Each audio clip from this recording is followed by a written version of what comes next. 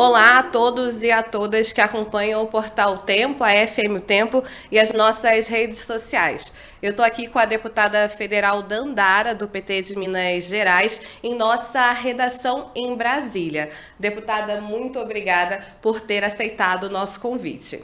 Obrigada, Gabi. Obrigada a todo mundo do Tempo. É uma alegria grande poder estar aqui compartilhando notícias, informações, as coisas boas que a política tem. Com certeza. Deputada, esses últimos dias, a gente está falando muito aqui no jornal, a senhora também tem falado muito sobre a onda de calor que está atingindo diversas regiões do Brasil e a senhora tem batido muito nessa tecla, né? Por isso eu gostaria de começar falando sobre essa questão, especificamente falando das mudanças climáticas que atingem não só o Brasil, mas também o estado de Minas Gerais. E também a senhora chegou a pedir providências, né, do governador Romeu Zema, não foi isso? Exatamente. Essa onda de calor, pelo jeito, vai ficar ainda algum tempo. E a gente tem que se preparar para isso. Aliás, deveria ter havido um preparamento, uma preparação prévia. Mas já que não houve, nós estamos agora, de fato, cobrando. Cobrando porque o Estado tem que providenciar e organizar condições básicas, em especial nos equipamentos públicos. Olha, a quantidade de escolas estaduais em Minas Gerais que não tem ainda saneamento básico, água potável, água encanada, que não tem uma rede de energia elétrica capaz de suportar equipamentos como ventiladores, ar-condicionado, é gigantesca. Isso sem contar na ausência de equipamentos públicos nas cidades, que o Estado também tem que ajudar. Quantas cidades hoje têm bebedouros públicos municipais, estaduais, tem pontos de banheiro, tem zonas realmente destinadas para minimização e redução do calor? Esses dias em Uberlândia, uma senhora estava passando muito mal na praça e as pessoas tiveram que acudir elas mesmas, comprando garrafinha de água, dando para ela, para tentar minimizar aquilo que ela estava passando. E eu defendo muito que o Estado garanta essas condições básicas de existência e sobrevivência. Deputada, ainda falando sobre a questão do clima e também das mudanças climáticas, a senhora integrou a comitiva do presidente Luiz Inácio Lula da Silva na Assembleia Geral da ONU nos Estados Unidos. Nessa Assembleia se falou muito, né, sobre o impacto da destruição, né, e também o impacto que a população tem sofrido em relação a essa destruição da flora, da fauna. E a senhora levou uma placa pedindo a preservação do cerrado. Qual é a importância de trazer, de levantar esse debate pela preservação desse bioma? O cerrado é a maior savana do mundo e tem sido o bioma mais degradado no Brasil. É muito ruim que a gente tenha um bioma de sacrifício. Infelizmente, 77% das áreas degradadas do Cerrado estão dentro de propriedades privadas. Então tem um debate de que se desmata do ponto de vista ilegal, mas tem também um desmatamento correndo dentro do aspecto legal.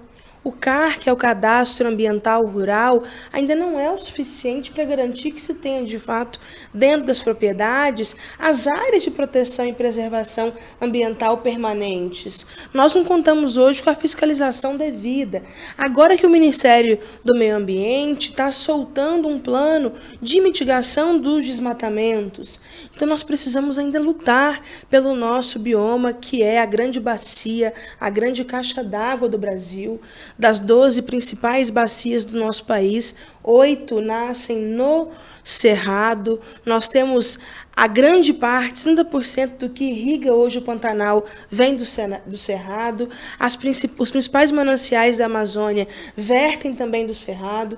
Então, não tem preservação de outros biomas brasileiros, como a Amazônia, sem a gente defender, de fato, a preservação do Cerrado. Então, estive lá na ONU com esse debate, participei de várias reuniões sobre os climas, as mudanças climáticas, as áreas de preservação ambiental, cidades inteligentes, como é que a gente vai também também conectar o desenvolvimento com a produção sustentável, orgânica de alimentos. E foi muito bom perceber como o presidente Lula está atento a essas questões, né? Foi muito bom perceber que há, de fato, uma priorização deste governo para uma agenda de transição climática consciente e responsável. O saldo, então, dessa viagem foi positivo no quesito tanto dessas questões ambientais, mas também de outros? Nós fizemos parcerias para produzir um relatório do GT que eu coordeno, que é o grupo de trabalho dentro da Frente Ambientalista sobre o Cerrado, parcerias internacionais. Nós queremos organizar um congresso das savanas globais aqui no Brasil, para a gente debater a situação das savanas hoje no mundo, lembrando que o Cerrado é a maior savana do planeta. Nós também queremos levar essa agenda para a COP, vai ser um importante espaço também da gente articular.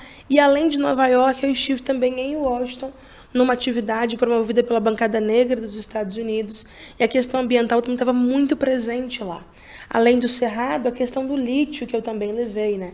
Já que no Jequitinhonha nós temos ali uma mineração ativa do lítio e que nós precisamos ainda avançar na regulamentação. A nossa proposta é a criação de um fundo social do lítio. Para quê? Para que a gente possa ter investimento de fato em saúde, educação, pesquisa, tecnologia, nesses territórios das áreas exploradoras, né? Em especial também ali em toda a região do Jequitinhonha.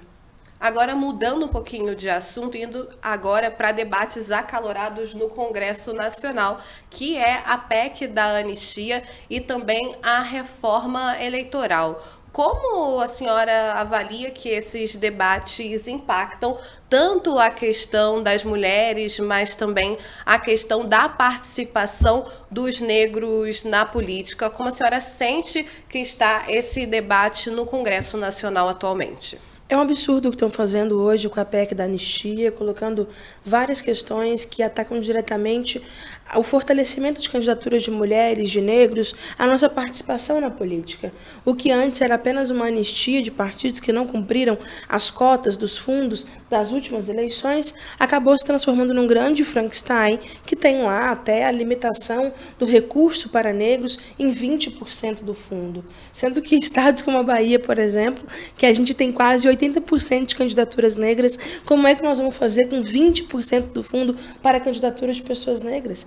Ou seja, virou muito mais uma cota para candidaturas brancas, já que vai ficar com 80% do recurso, do que, de fato, um estímulo a candidaturas negras. E outras questões também que são absurdas e representam um retrocesso para as candidaturas femininas, que é não tornar mais obrigatório o cumprimento da cota de mulheres nas chapas. Nós sabemos muito bem que, se a gente não torna obrigatório, dificilmente partidos, lideranças dão espaço para as mulheres serem candidatas. O que a gente tem que fazer, na verdade, é combater as candidaturas laranjas, é fortalecer a presença das mulheres na política, é fazer das candidaturas femininas candidaturas com viabilidade eleitoral. E nós já mostramos, nós temos potencial para isso, porque da existência do fundo para cá, nós dobramos a nossa presença na política. Quero dar como exemplo a bancada de mulheres negras. Nós tínhamos no PT, que é o partido que eu faço parte, a nossa grande, gigante deputada Benedita da Silva. Hoje nós somos 7 deputadas mulheres negras só dentro do PT. Porque à medida em que chega oportunidades, estímulos, financiamento para nossas campanhas, nós temos muito mais condição de fazer política.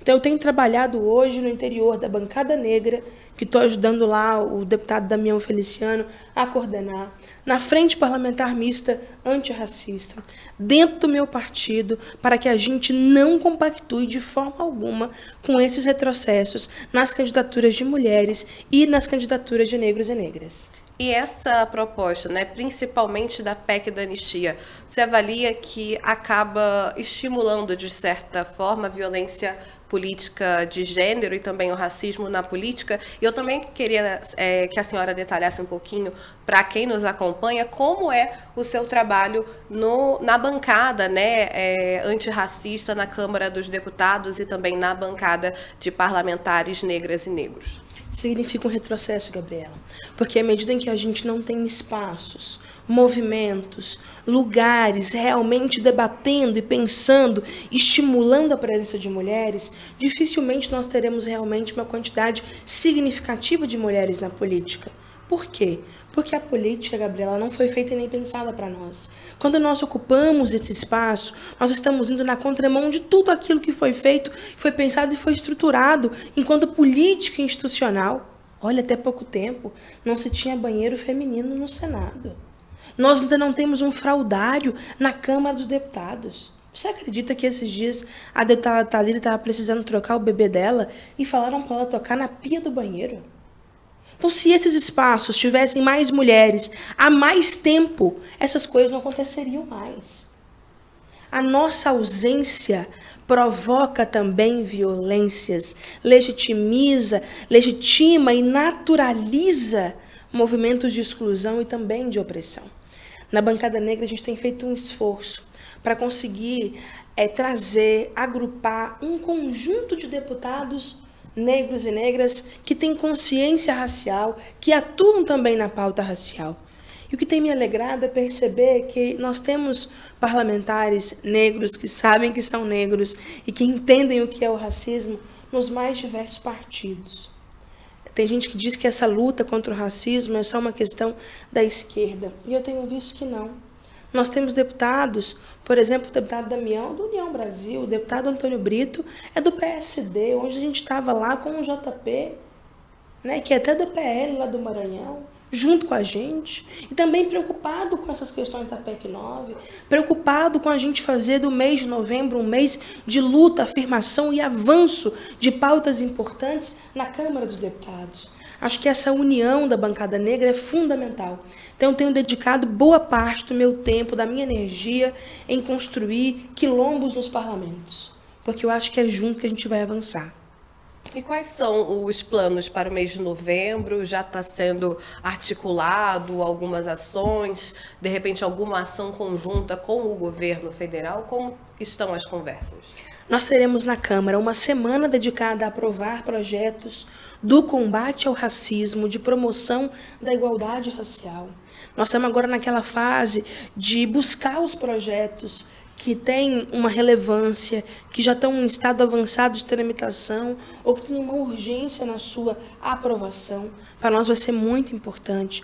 Nós também queremos instituir formalmente a existência da Bancada Negra, assim como tem a Bancada Feminina. Né? Então, nós também estamos nessa articulação. Vai ter naquele corredor principal, que você sabe que atravessa ali para o plenário, uma exposição muito bonita, mostrando as lutas de ontem, hoje e sempre.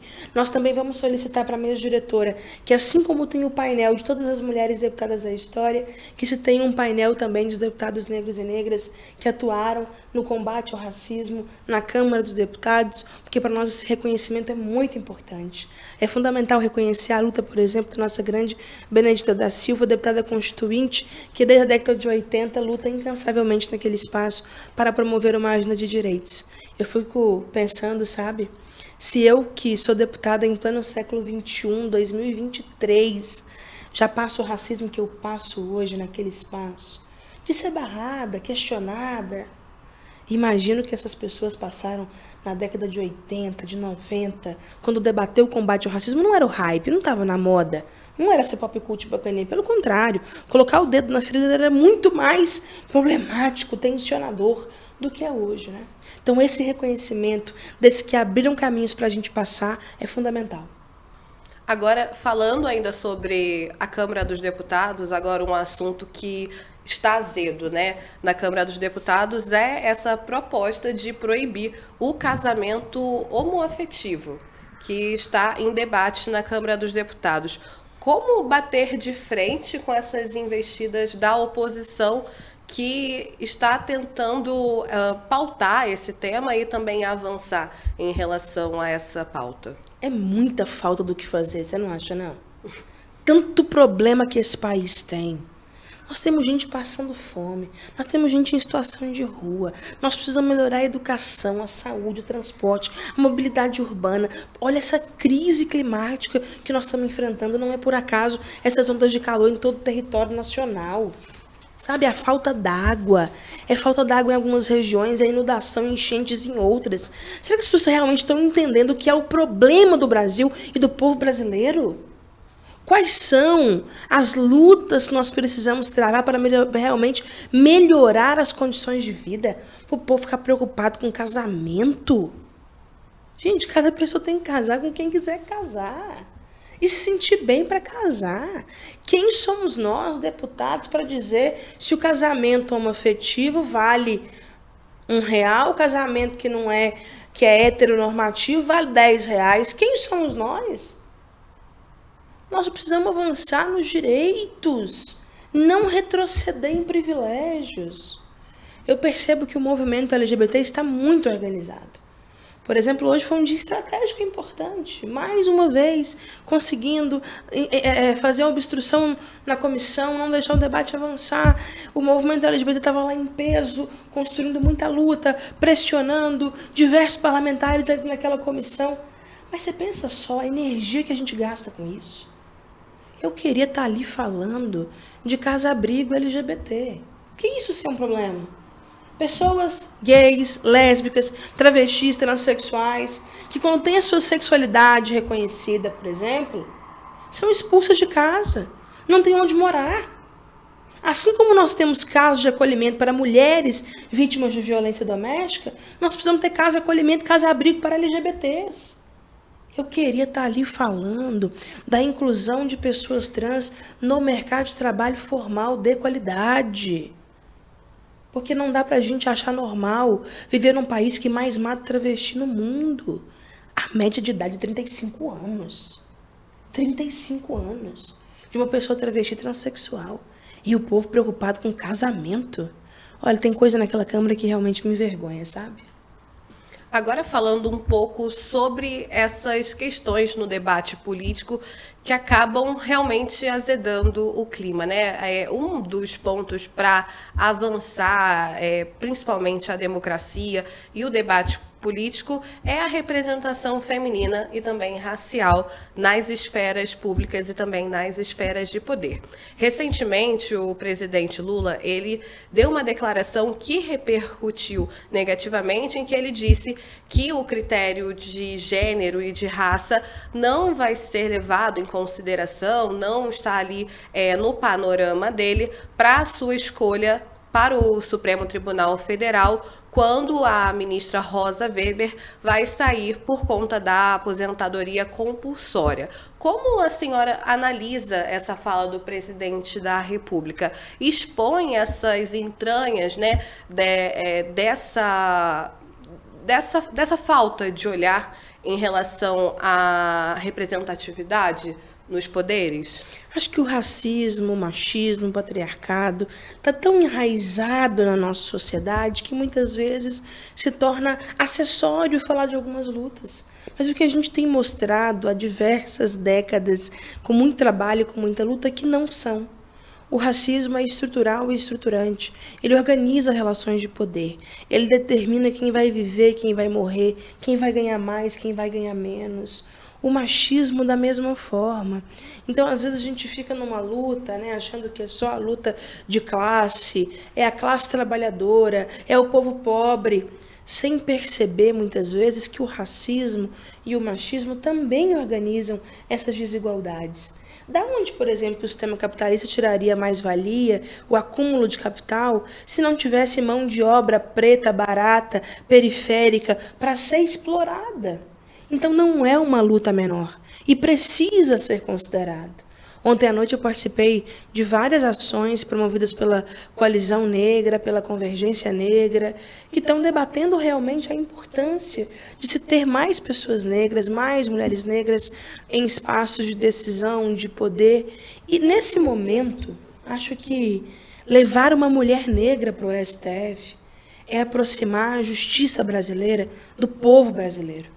Porque as mulheres negras são 28% da população. E nós nunca estivemos representadas no STF, que é o Supremo Tribunal Federal. E não adianta. Quando nós não estamos, nossas dores, vontades, necessidades dificilmente estarão. Olha, foi preciso eleger uma quantidade gigantesca de mulheres na última legislatura, por exemplo, para a pauta de dignidade menstrual virar uma pauta nacional. Eu, quando pautava isso na Câmara de Vereadores lá em Uberlândia, tinha vereador que falava para mim assim, mas você vai falar de mods? De absorvente, de regra? A gente não pode falar de mods aqui, menina. Um tabu. Um tabu, né? E eu tive que explicar que, assim, mais de 50% da população menstrua. E existe um problema objetivo, que era a pobreza menstrual. Então, a nossa presença nos espaços, ela mobiliza outras relações, outros olhares, outros desejos, outras necessidades. Eu estava em Nova York, como você disse, com o presidente Lula, e também tive a oportunidade de conversar com ele sobre a importância de uma mulher negra no STF. O Lewandowski também estava nesse jantar que a gente participou. Eu chamei o Lewandowski, até perguntei, falei, fez falta ou não fez uma mulher negra no STF? E ele disse que realmente faz, né? Então, nós estamos tentando de várias formas sensibilizar para mostrar essa importância. E qual foi a devolutiva do presidente neste jantar? Ele disse que estava atento, que estava observando isso, que estava vendo isso e que estava entendendo que essas lutas são importantes, né? Acho que, de fato, a cobrança deve estar sendo muito grande. Tem muita coisa para ser resolvida no Brasil. Principalmente no momento em que a democracia foi tão atacada, vilipendiada, que o STF foi tão atacado como foi. Há, de fato, muita coisa a se fazer e se reconstruir. Então, eu imagino que os pedidos estão vindo de todas as partes, as cobranças estão vindo de muitos dos lados, e nós não vamos deixar de bater na porta, pedir presidente Lula, não se esqueça de nós, as mulheres negras. Essa fala, então, do presidente mostra, até de certa forma, que esse assunto entrou no radar dele e que o fez pensar, ainda que o que ele falou ali, de que não está no radar o gênero e a raça, seja uma verdade ainda, que ele está pensando, de certa forma. Você acredita nisso? Eu acredito que ele é antenado a essas questões conjunturais. O Lula sabe o que está acontecendo, ele já percebeu a cobrança, em que nível que está essa cobrança. Ele está entendendo que há essa necessidade. Certo. E continuando nesse assunto, né, que é tão importante, o presidente Lula, quando então candidato, né, no ano de 2022, ele falou muito sobre a questão da representatividade, tanto feminina, também fez acenos à representatividade racial. E o que eu sinto e também o que eu converso com algumas fontes é que há esse constrangimento e também um certo arrependimento quando considerado as ações do presidente Lula, como se o discurso dele, né, na verdade, as ações dele não estivessem tão de acordo com o discurso que foi proferido ali durante o período eleitoral. Você acha que, você avalia que existe essa forma de ingratidão, de repente, do presidente Lula, ou ainda uma postura equivocada que precisa ser melhorada? Não dá para a gente jogar 9 meses de muitas políticas sociais e políticas de promoção da igualdade racial numa caixinha, num lixo, apenas por essa questão do STF, que não está avançando como os movimentos negros gostariam. É preciso entender a complexidade que é, primeiro, estar num governo de frente ampla. E foi essa conjuntura de frente ampla que nos fez ganhar também a eleição. É claro que quem elegeu de fato o presidente Lula foi o povo trabalhador de periferia, as mulheres, o povo negro, os beneficiados do Bolsa Família, os cotistas. Esse foi o povo que elegeu o presidente Lula. Mas a correlação política montada naquele momento para avançar na luta contra o fascismo foi uma correlação de frente ampla. E estar num governo de frente ampla, Gabi, significa estar num almoço de domingo e a gente preparou comida para 10 pessoas. E vai chegando gente. Tem gente que leva um frango assado para completar, tem gente que leva uma guaraná para contribuir. Tem gente que não leva nada, quer sentar na mesa e comer igual todo mundo. E nós não estamos nem de família para falar assim, não, eu vou comer uma coxa e você come só o pezinho. Não. Todo mundo quer sentar na mesa, sentar e comer bem. Então, a frente ampla é também repartir espaço, repartir poder. E isso demanda um jogo político muito intenso.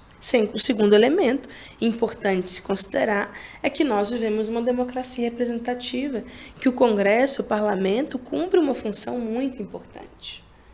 Hoje nós não temos a maioria, a quantidade de votos necessárias, pura e simplesmente, do campo da esquerda, do PT, do PSOL, do PDT, do PCdoB, do PV, para aprovar tudo que a gente gostaria. Então é preciso negociar com outros setores, com outros segmentos, para a gente conseguir, inclusive, aprovar, como nós aprovamos na Câmara, a continuidade e o aperfeiçoamento da lei de cotas. Então, se nós estamos numa democracia em que o parlamento tem um peso, é preciso também dialogar com eles. Esses dois elementos eu acho que pesam muito também nesse momento. Mas o que o presidente Lula fez de retomar o Bolsa Família, colocando R$600, acréscimo de 150 por filho. O que o presidente Lula fez agora, do auxílio moradia para as mulheres vítimas de violência doméstica, o retorno dos mais médicos, o reajuste das bolsas de pesquisa, de extensão. E isso atinge diretamente o povo pobre, que tem cor nesse país, que é o povo preto. Então, nós temos realmente um conjunto de políticas de transformação social sendo colocadas. E aí, quando você coloca nessa questão da representatividade, queria dizer para ti que, assim, eu era uma vereadora do interior de Minas Gerais. E quem me convenceu que eu tinha que ser candidata a deputada federal foi o presidente Lula. E o PT apostou muito nisso na última eleição. Eu cheguei aqui em Brasília no meu primeiro ano como deputada federal. Primeiro ano. E o Lula já disse que queria representatividade, diversidade na coordenação da bancada do PT. Eu sou vice-líder da bancada do PT. Não é pouca coisa. É também uma aposta, é também um investimento que está sendo feito. Ministros como a Aniele, o Silvio Almeida, são ministros que influenciam, que têm uma representatividade muito grande. A Margarete, a Marina, por tudo que ela é e representa, sabe? Então, eu acho que nós estamos, de certa forma, também representados na esplanada, para além do que a gente tem hoje de lideranças eleitas. Mas ainda falta muito para a gente avançar. Mas é muito mesmo. Mas eu sinto...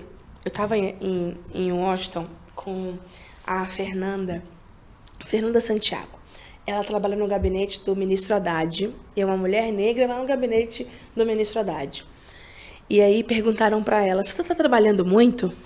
E ela mostrou uma pesquisa que dizia que se a gente continuasse do jeito que a gente está, nesse passo, nesse ritmo, demoraria 250 anos, 9 gerações, para a gente conseguir ter igualdade racial na sociedade.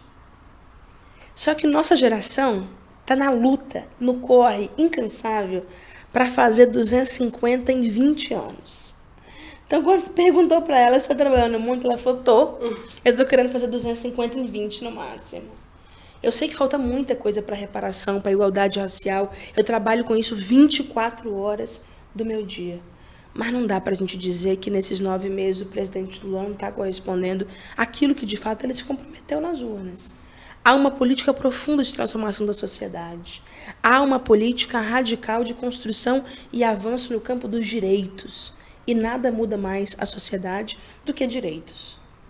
Agora, sobre esses avanços, né, que ainda precisam ser construídos, falando ainda sobre essa escolha de Lula para o STF, qual, na sua avaliação, são os próximos passos para serem desenhados e qual a importância, né, e se está no radar de garantir e defender a paridade racial no sistema judiciário e em outras cortes, e também se a questão das cotas nesse âmbito também está sendo um debate levantado e se deve ser um debate ainda mais alimentado depois da escolha, né, finalmente anunciada do presidente Lula daqui para frente. Temos várias lutas urgentes. As cotas é uma grande luta. Foi aprovada na Câmara, está no Senado. No Senado, o Paim é o nosso grande relator e articulador da matéria. Cotas na graduação. Mas ainda temos a luta pelas cotas no concurso público, porque essas, de fato, vencem o ano que vem e a gente está se articulando fortemente para atuar e conseguir aprovar a renovação e a continuidade das cotas no concurso público. Essa é uma grande luta nossa, sem dúvida nenhuma.